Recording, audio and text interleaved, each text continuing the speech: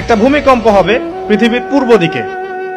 পৃথিবীর পূর্ব দিক মানে এই যে ভারত, পাকিস্তান, বাংলাদেশ, শ্রীলঙ্কা, ইন্দোনেশিয়া, ঠিক আছে, এই সিঙ্গাপুর, এই যে কন্টিনেন্ট মালয়েশিয়া, এটা পৃথিবীর পূর্ব দিক। এদিকে একটা ভূমিকম্প হবে। তারপরে 7 পৃথিবীর পশ্চিমে একটা ভূমিকম্প হবে। পশ্চিম মানে বোঝেন না?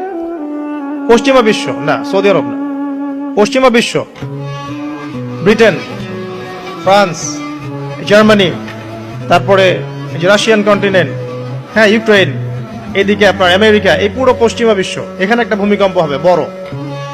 এবং এগুলো এমন হবে যেগুলোতে ভূমি মাটিতে ধসে যাবে, মাটিতে ডুবে যাবে। ভূমিকম্প না, ভূমিধস।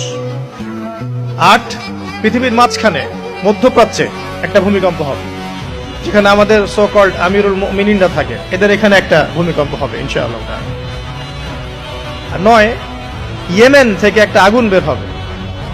ইয়েমেন থেকে একটা আগুন বের হবে, যে আগুন মানুষকে হাসরের মাঠের দিকে তাড়িয়ে নিয়ে আসবে। আরেকটা বলেছেন 10 নাম্বার, সূর্য উঠবে পশ্চিম দিক থেকে। সূর্য উঠবে পশ্চিম দিক থেকে, তাহলে আর সময় নাই, পৃথিবীর সময় শেষ।